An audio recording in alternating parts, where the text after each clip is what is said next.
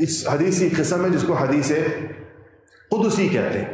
حدیث قدسی کا مطلب یہ ہے کہ نبی کریم صلی اللہ علیہ وسلم یہ ارشاد فرماتے ہیں کہ اللہ تعالیٰ نے یہ کہا، اس کو حدیث قدسی کہتے ہیں۔ تو ویسے جو نبی کی بات ہوتی ہے وہ بھی اللہ کی بات ہوتی ہے، مشہور آیت ہے، بار بار آپ نے سنی بھی ہے کہ وَمَا يَنطِقُ عَنِ الْهَوَىٰ إِنْ هُوَ إِلَّا وَحْيٌ يُوحَىٰ، کہ نبی اپنی خواہش اور اپنی مرضی سے کچھ نہیں بولتے، نبی وہی بولتے ہیں جو ان کو اللہ تعالیٰ کی طرف سے وحی کی جاتی ہے۔ بس یہ فرق ہوتا ہے کہ قرآن الفاظ بھی اللہ تعالیٰ کے ہیں اور مفہوم بھی اللہ کی طرف سے ہے، اور اس کے الفاظ کی جو حرف و صوت سے مل کر لفظ بنتا ہے وہ بھی اللہ کی طرف سے آیا قرآن کا۔ حدیث میں مفہوم اور معنی اور حکم اللہ کی طرف سے ہوتا ہے اور لفظ نبی کریم صلی اللہ علیہ وسلم کے ہوتے ہیں، آپ کے دہن مبارک سے وہ نکلتے ہیں۔ تو یہ حدیث ہے، اور حضرت سیدنا ابو ذر غفاری رضی اللہ تعالیٰ عنہ سے روایت ہے۔ حضرت ابو ذر رضی اللہ تعالیٰ عنہ کا مزاج ان کے اسلام لانے کا قصہ سیرت میں گزر چکا ہے، تو انہوں نے بہت نصیحتیں نبی کریم صلی اللہ علیہ وسلم سے لی ہیں، اور اپنے اس خاص مزاج کی وجہ سے کہ ان کو بڑا اس کا اہتمام تھا،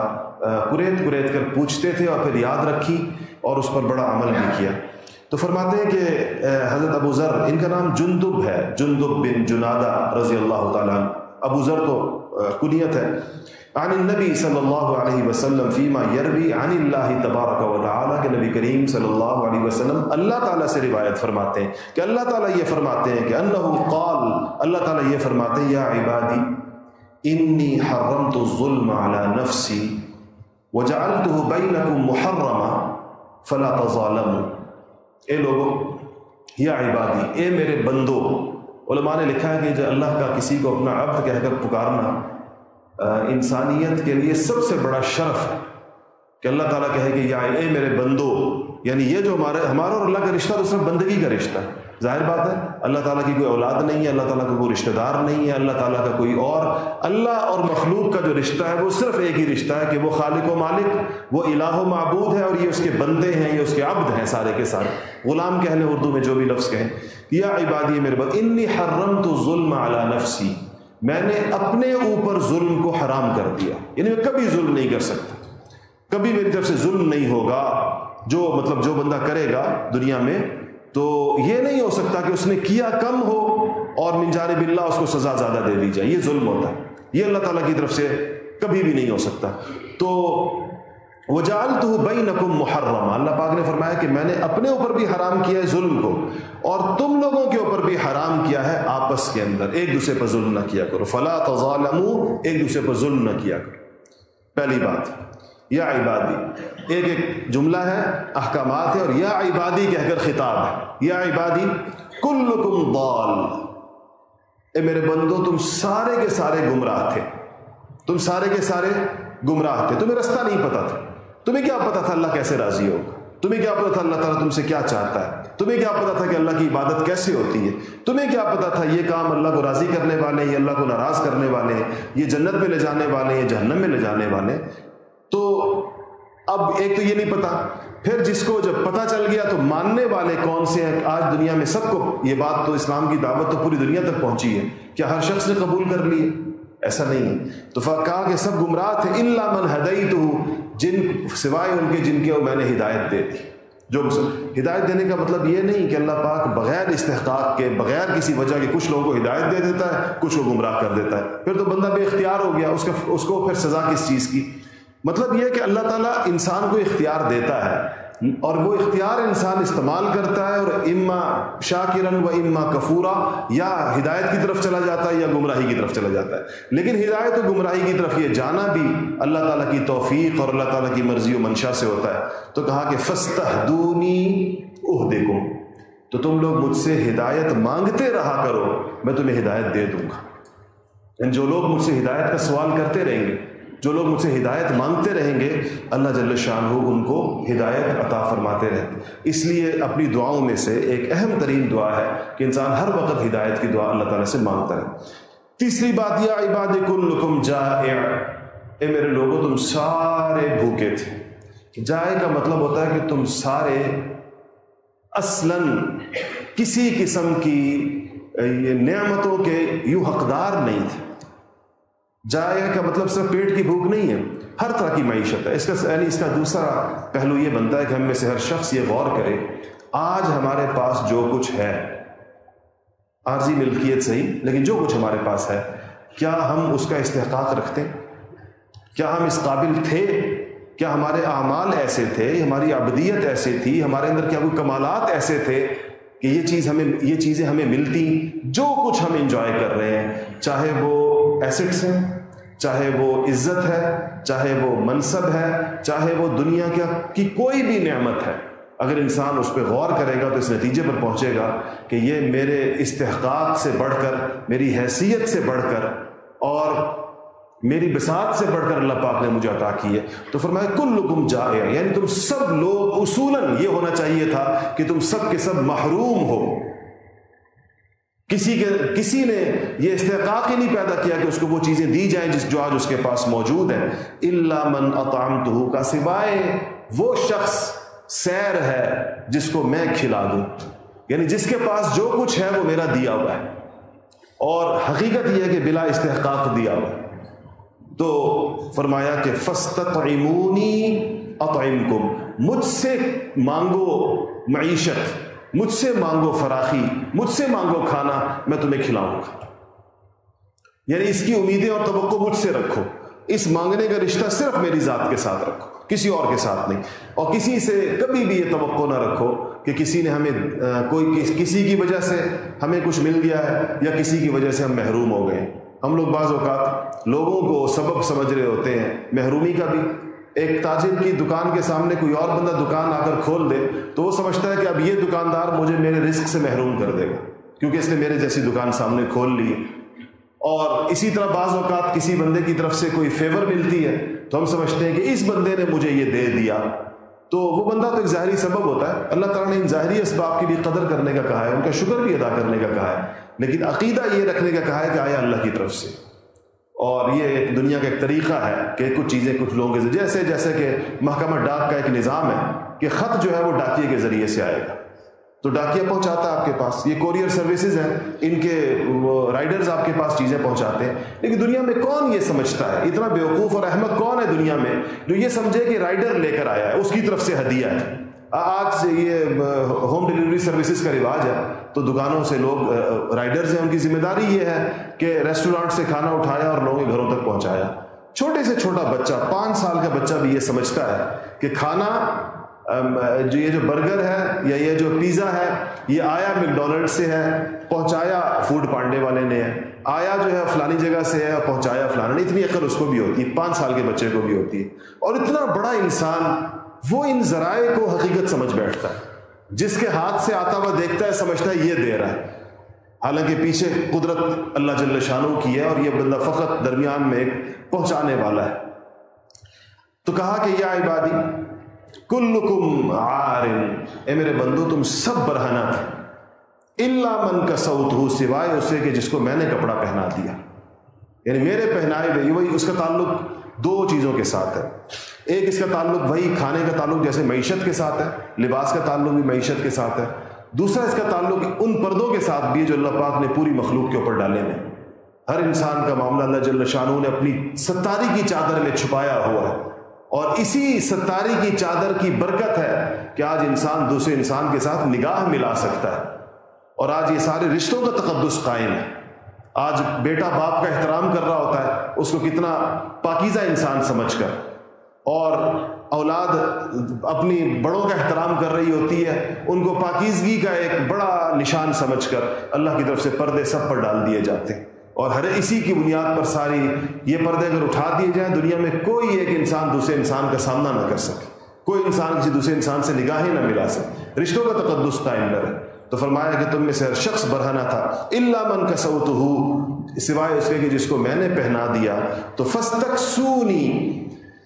اکسکم، تو تم مجھ سے ہی کپڑے مانگو، تم مجھ سے ہی پردہ مانگو، میں تمہیں کپڑے عطا کروں گا۔ تو میں نے عرض کیا کہ اس کے تعلق حیا سے بھی ہے اور اس کا تعلق معیشت کے ساتھ بھی ہے۔ یا عبادی انکم تخطئون باللیل والنہار، اللہ پاک نے فرمایا کہ اے میرے بندو تم صبح و شام خطائیں کرتے ہو، تم صبح و شام گناہ کرتے ہو۔ وَأَنَا أَغْفِرُ الذُّنُوبَ جَمِيعًا، اور میں سارا دن معاف کرتا ہوں. تم سارا دن گناہ کرتے ہو، صبح بھی کرتے ہو اور شام بھی کرتے ہو. وَأَنَا أَغْفِرُ الذُّنُوبَ جَمِيعًا، اور میں صبح و شام تمہیں معاف کرتا ہوں. تو فَاسْتَغْفِرُونِي، تم مجھ سے مغفرت تو مانگو، مجھ سے بخشش تو مانگو. یعنی تم گناہ کرتے ہو، تمہارے کہے بغیر بھی میں تمہیں معاف کرتا ہوں، یعنی پکڑتا نہیں ہوں اس کے اوپر. تو اب اپنے گناہوں کا استغفار تو کرو، اپنے گناہوں پر بخشش تو مانگو. اغفر لکم، میں تمہیں معاف کر دوں گا. یعنی ایک تو تمہاری میں نے پکڑ نہیں کی، پکڑ تو وہ تو ویسے ہی نہیں کر رہا، تم صبح بھی کرتے ہو شام بھی کرتے ہو. اگر قرآن شریف میں آتا ہے کہ اگر میں، اللہ تعالیٰ فرماتے ہیں کہ اگر میں تمہیں پکڑنا شروع کر دوں ہر گناہ پر فوراً، تو زمین پر کوئی چل نہیں سکے گا، زمین پر چلنے والا کوئی نہیں رہے گا. اگر میں پکڑنا شروع کر دوں تو نہیں پکڑتا، لیکن گناہ لکھا ہوا تو ہوتا ہے کہ دنیا میں نہیں پکڑا، لیکن آخرت کے میں تو اس کا مواخذہ ہے. اس کے لیے اللہ فرماتے ہیں کہ استغفار کرو تاکہ میں آخرت میں بھی تمہیں معاف کر دوں. دنیا میں تو کیا ہے، پکڑا نہیں ہے، آخرت میں بھی تمہیں معاف کر دوں. تو اس کے لیے کیا کرو؟ فاستغفرونی، مجھ سے استغفار طلب کرو، مجھ سے معذرت اور مغفرت مانگو. تو میں کیا کروں گا؟ اغفر لکم، مطلب میں تمہیں معاف کر دوں گا اس بات کو. یا عبادی انکم لن تبلغوا ضری فتضرونی، فرمایا کہ میرے بندو تم مجھے نقصان پہنچانے کی کوئی قدرت نہیں رکھتے. یہ شاہانہ خطاب ہے اللہ تعالیٰ کے ساری مخلوق کو. لن تبلغوا ضری فتضرونی، تم مجھے نقصان پہنچانے کا کوئی استطاعت اور مجھے نقصان پہنچانے کی کوئی قوت نہیں رکھتے. وَلَن تَبْلُغُوا نَفْعِي فَتَنْفَعُونِي، اور نہ تم مجھے کوئی ذرہ برابر فائدہ پہنچانے کی صلاحیت رکھتے تم لوگ. اور پھر اس بات کو چونکہ انسان مجمل جملہ یا مختصر جملہ پورا نہیں سمجھتا، تو اللہ پاک نے اس کو پھر مزید تفصیل سے بیان کیا. کہا کہ یا عبادی لو ان اولکم و آخرکم، اگر تمہارے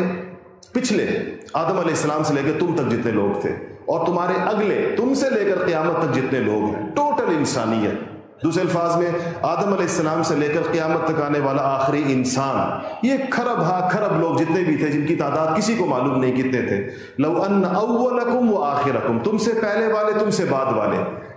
وانسکم و جنکم، انسان بھی سارے اور جن بھی سارے، کانوا علی اتقى قلب رجل واحد منکم، یہ سارے کے سارے انسان اور جن، یہ سب کے سب ایسے ہو جائیں جیسے تم میں سے سب سے نیک ترین انسان ہوتا ہے، یہ اتنے نیک ہو جائیں. یعنی تم ان سارے انسانوں میں جو انسان سب سے نیک ہو سکتا ہے، یہ پوری انسانیت اور جنوں کا سارا عالم، یہ سارے کے سارے ایسے نیک ہو جائیں. ما زادہ فی ملکی شیئا، تم سب اتنے نیک ہو کر میری سلطنت اور میرے ملک میں اتنا سا اضافہ نہیں کر سکتے. تمہاری نیکی سے مجھے کوئی فرق نہیں پڑتا. تم سارے میری اطاعت میں، عبادت میں، نیکی میں جتنے بھی جت جاؤ، تو اس سے یہ تو دیکھیں دنیا میں تو فرق پڑتا ہے نا. دنیا میں اگر ایک انسان کے جو سبارڈینیٹس ہوتے ہیں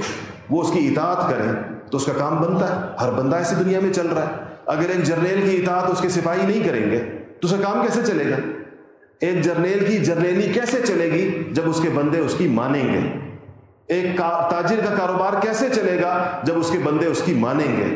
ایک افسر کی افسری کیسے چلے گی جب اس کے سبارڈینیٹس اس کی بات مانیں گے؟ اللہ فرماتے ہیں میرا معاملہ ایسا نہیں ہے. تمہارے ماننے سے میری خدائی پر کوئی فرق نہیں پڑتا. تم مانو یا نہ مانو، میری خدائی تم سے بے نیاز ہے، تمہاری اطاعت سے اور تمہاری عبادت سے اور تمہارے تقوی سے اور تمہارے فسق و فجور سے اور تمہاری نافرمانی سے. تو کہا کہ لا فی ملکی شیئا ما زاد ذلک فی ملکی شیئا، یہ میرے ملک میں، میری حکومت میں اور میرے اقتدار میں اور میری الوہیت میں اضافہ نہیں کر سکتا. اور یا عبادی، پھر فرمایا لو ان اولکم و آخرکم و انسکم و جنکم، یہ سارے کے سارے، کانوا علی افجر قلب رجل واحد منکم، تم سارے کے سارے ایسے ہو جاؤ جیسے کہ روئے زمین کا سب سے زیادہ اللہ تعالیٰ کی خلاف ورزی کرنے والا بندہ ہے. روئے زمین پر اللہ تعالیٰ کا سب سے بڑا جو دشمن ہے انس و جن کے اندر، اگر تم ویسے ہو جاؤ سارے کے سارے، ما نقص ذلک من ملکی شیئا، تم سب کی نافرمانیاں مل کر میرے ملک کے اندر کوئی معمولی کمی نہیں کرتی. میری حکومت اور میری خدائی پر کوئی معمولی اثر اس چیز کا نہیں پڑتا. اور پھر فرمایا یا عبادی لو ان اولکم وآخرکم وانسکم وجنکم، اول آخر بتا دیا میں نے، انس و جن سے مراد سارے انسان سارے جن، قاموا فی صعید واحد، آدم علیہ السلام سے لے کر قیامت تک آنے والا آخری انسان اور جتنے بھی دنیا میں جن ہیں جو خدا جانے کتنے، اللہ نے فرمایا کہ سارے جمع ہو جائیں ایک ہی میدان، ایک جگہ جمع ہو جائیں، فاسألونی، اور مجھ سے مانگنا شروع کر دیں، ہر ایک کے دل میں جو آ رہا ہے مجھ سے مانگے، جو ان سب کے دل میں آ سکتا ہے، اور میں کیا کروں، فَأَعْطَيْتُ كُلَّ إِنسَانٍ مَسْأَلَتَهُ، اور میں ان میں سے ہر ایک کے منہ میں جو آ رہا ہے وہ مانگتا جا رہا ہے، میں اس کو دینا شروع کر دوں اور دیتا چلا جاؤں، جو مانگتا جائے میں دیتا چلا جاؤں۔ یہ سب کچھ دینے کے بعد بھی میرے خزانوں میں اتنی کمی نہیں آتی جتنی سوئی کو اگر سمندر میں ڈبو کر نکالا جائے تو سمندر میں پانی کی جو کمی آ جاتی ہے، کہ سمندر کے اندر اگر تم سوئی ڈبو اور پھر واپس نکالو تو اس سوئی پر کچھ نہ کچھ پانی لگا ہوتا ہے، اتنا پانی سمندر کا ضرور کم ہوا ہے، لیکن میں یہ سب کچھ دینے کے بعد میرے خزانوں میں اتنی کمی بھی نہیں آتی۔ کہا کہ ما نقص ذلك مما عندي الا كما ينقص المخيط اذا ادخل البحر، اگر سوئی کو سمندر کے اندر ڈالا جائے۔ اور پھر فرمایا اللہ پاک نے، یہ ساری اپنی عظمت کا بیان ہے کہ انسان اللہ کو پہچانے کس ذات کے ساتھ اس کا معاملہ ہے۔ ہم چھوٹی چھوٹی چیزیں، یعنی اب آپ اس دعا سے اندازہ لگائیں کہ اللہ کے خزانے کیسے لامحدود ہیں اور اس کے سامنے ہماری ضروریات کی حیثیت کیا ہے جو ہمیں چاہیے اللہ پاک سے، جو ہم مانگتے نہیں ہیں اللہ پاک سے۔ اور انسانوں کی کیسی بدقسمتی ہے کہ اس نے اس خدا کو چھوڑ کر دنیا میں دوسرے آستانوں پہ جا کے ماتھے ٹیک دی، دوسرے لوگوں سے توقعات وابستہ کر لی۔ یہ تو ہمیں نظر آتا ہے کہ ہندو بتوں سے مانگ رہے ہیں اور کوئی جو ہے وہ درختوں سے مانگ رہا ہے، کوئی پتھروں سے مانگ رہا ہے۔ مسلمانوں نے بھی خدا کے علاوہ مانگنے کی جگہ اور بنا لی، کوئی مزاروں پر مانگ رہا ہے، کوئی بابوں سے مانگ رہا ہے، کوئی کسی سے مانگ رہا ہے، کوئی کسی سے توقع رکھ رہا ہے۔ اللہ جل شانہ کے اتنے بڑے دربار کو چھوڑ کر، امام غزالی نے ایک جگہ لکھا ہے کہ ایک شخص دوسری شادی کر رہا تھا، تو اس پر اس کی پہلی بیوی کو بڑی غیرت آئی، اور جیسے پہلی بیوی کو افسوس ہوتا ہے تو وہ قاضی کے پاس آ گئی، کہا جی میرے شوہر کو دوسری شادی سے روکے۔ کہا کیوں؟ تو اس نے، یہ تو اس کا حق ہے، شرعی حق ہے۔ تو وہ خاتون پردے میں تھی، اس نے قاضی سے کہا کہ اگر خدائی حکم مانے نہ ہوتا، یعنی پردے کا حکم اللہ کا ہے، میں آپ کو اپنا چہرہ نہیں دکھا سکتی، ورنہ میں آپ کو اپنا چہرہ دکھا کر آپ سے پوچھتی کہ میری جیسی حسین و جمیل عورت کے ہوتے ہوئے اس کو دوسری عورت کی ضرورت کیسے پڑ گئی، یا اس نے کسی اور عورت کے ساتھ ناطہ قائم کرنے کا کیسے سوچ لیا۔ مجھے اللہ پاک نے جو حسن و جمال عطا فرمایا ہے، تو یہ جملہ جب کسی عارف کے سامنے کہا گیا تو ان کو غش آ گیا، اور انہوں نے کہا کہ یہی اللہ جل شانہ اپنی مخلوق سے کہتا ہے کہ میرے جیسے خدا کے ہوتے ہوئے تمہیں کسی اور کے آستانے پر جانے کی ضرورت کیا پڑ گئی، اور دنیا میں ایسا کون ہو سکتا ہے جس کو مجھے چھوڑ کر جس کی طرف تمہاری امیدیں گئی ہوں، اور مجھ سے منہ موڑ کر تم نے اس سے کوئی توقع وابستہ رکھی ہو، اور تمہیں یہ خیال ہو کہ وہاں سے تمہیں کچھ مل سکتا ہے۔ یہ بظاہر ایک انسانی واقعہ ہے، لیکن کہا کہ اگر یہی واقعہ اللہ جل شانہ کی قدرت پر غور کیا جائے تو کسی اللہ کے علاوہ کسی سے توقع رکھنے والا شخص بھی ایسے۔ تو پھر فرمایا اللہ پاک نے، یا عبادی، آخری بات، انما ہی اعمالکم احصیھا لکم، اے میرے بندو، یہ تمہارے اعمال ہیں جو تم کر رہے ہو صبح و شام، احصیھا لکم، یاد رکھو کہ یہ میں نے گن کر رکھے ہیں، یہ میں نے اس کا حساب رکھا ہوا ہے۔ احصیھا کا مطلب ہوتا ہے میں نے احاطہ کیا ہوا، تمہارا کوئی عمل ایسا نہیں جو میرے احاطے سے باہر ہو، میرے حساب کتاب سے باہر ہو، تمہارے نامہ اعمال سے باہر ہو، فرشتوں کے دفتر سے باہر ہو، اللہ تعالیٰ کی نظر سے باہر ہو، تمہارا ہر عمل لکھا ہوا ہے۔ احصیھا لکم، ویسے آپ کہہ سکتے ہیں کہ میں نے تمہارا ہر عمل محفوظ کر کے رکھا ہوا ہے۔ کیا کروں گا؟ ثم اوفیکم ایھا، میں تمہیں اسی کے مطابق اجر دوں گا، اسی کے مطابق تمہارے ساتھ حساب کتاب کروں گا۔ یعنی جو لفظ ہے اوفیکم، مطلب یہ ہے کہ میں تمہیں پورا اجر عطا کروں گا اور پورا تمہیں اس کے مطابق دوں گا، جیسا عمل ہوگا پورا معاملہ اس کے ساتھ ہوگا۔ کہا کہ جب یہ تمہارے عمل کا یعنی بند ہو جائے دفتر، یعنی تمہاری موت آ جائے اور تمہارا حساب کتاب شروع ہو، تو فمن وجد خیرا، جب تمہارے سامنے نامہ اعمال آئے گا تمہیں بھی پتہ چل جائے گا اور تم نے اس میں خیر پائی، یعنی تمہاری نیکیاں تمہارے گناہوں پر بڑھ گئی، اور تمہارا نامہ اعمال نیکیوں سے بھرا ہوا تو فلیحمد اللہ، تو اللہ کا شکر ادا کرنا اس وقت. اور ومن وجد غیر ذالک، اور جس نے اپنے نامہ اعمال میں اس کے علاوہ کوئی اور صورتحال پائی، یعنی اس کے گناہوں نے اس کی نیکیوں پر اس کا پلڑا بھاری ہو گیا، اس کی نیکیاں مغلوب ہو گئیں، اس کے گناہ غالب ہو گئے اور وہ ناکام ہو گیا آخرت کے اندر اس وجہ سے، تو فلا یلومن الا نفسہ، تو اپنے علاوہ کسی کو ملامت مت کرنا. اس وقت ملامت کسی اور کو نہ کرنا. جس طرح دنیا میں انسان کی عادت ہے اپنا ہر قصور کسی اور کے متھے ڈال دیتا ہے. کچھ بھی ہو رہا ہے کہتا ہے فلانے کی وجہ سے ہو رہا ہے، یہ ہو رہا ہے فلانے کی وجہ. انسان کی فطرت ہے، انسان کسی چیز کی ذمہ داری قبول کرنے پر آمادہ نہیں ہوتا. آپ کسی انسان سے اس کی ناکامیوں کی وجہ پوچھیں، اس نے کسی اور کو ذمہ دار قرار دیا ہوا. تو اللہ پاک فرما رہے ہیں کہ چونکہ تمہارے سامنے سارا یعنی آخرت کے مناظر دنیا میں ایسے بیان ہو رہے ہیں، یہ جو حدیث قرآن ہم سارا دن یہ پڑھتے سنتے ہیں، تو یہ ایسے بیان ہو رہے ہیں کہ اس کے بعد انسانوں کے لیے آخرت میں کوئی نیا انکشاف نہیں ہوگا. یہی باتیں ہوں گی جو ہم بتا رہے ہیں اور سن رہے ہیں یہاں پر، یہی مناظر ہوں گے، یہی چیزیں ہوں گی جو ہمیں قرآن میں بتا دی گئیں، حدیث سے بتا دی گئیں، انبیاء کے سلسلہ چلا کر اللہ پاک نے انسانیت کو بتا دیا. تو فرمائے یہ سب کچھ پتہ چلنے کے بعد بھی اگر تم نے قیامت میں اپنے نامہ اعمال میں نیکیوں کے پلڑے کو نیچے پایا اور گناہوں کو غالب اور نیکیوں کو مغلوب پایا تو فلا یلومن الا نفسہ، اپنے علاوہ کسی کو دوش نہ دینا، اپنے علاوہ کسی کو اس کا ذمہ دار نہ سمجھنا، اپنے علاوہ کسی اور کو اس کے اوپر جو ہے وہ ملامت نہیں کرنی چاہیے. حضرت سعید فرماتے ہیں کہ ابو ادریس الخولانی جب اس حدیث کو بیان کرتے تھے، کھڑے ہو کر بیان ہوتا تھا، عام طور پر خطبہ جمعہ عربی میں جب ہوتا ہے تو کھڑے ہو کر ہوتا،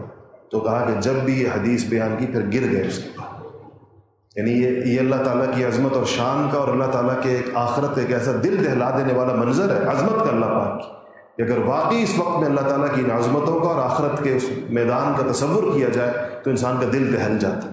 اور اس کے بعد آپ سوچیں کہ مسلمانوں کے لیے، اس پر ایمان لانے والوں کے لیے، نبی کریم صلی اللہ علیہ وسلم پر ایمان لانے والوں کے لیے اس کے بعد کون سی ایسی بات رہ جاتی جن کو پتہ نہ ہو، جس کا وہ کہیں کہ میں آخرت میں آ کے پتہ چلا، جس کا وہ کہیں کہ میں قبر میں جا کے پتہ چلا،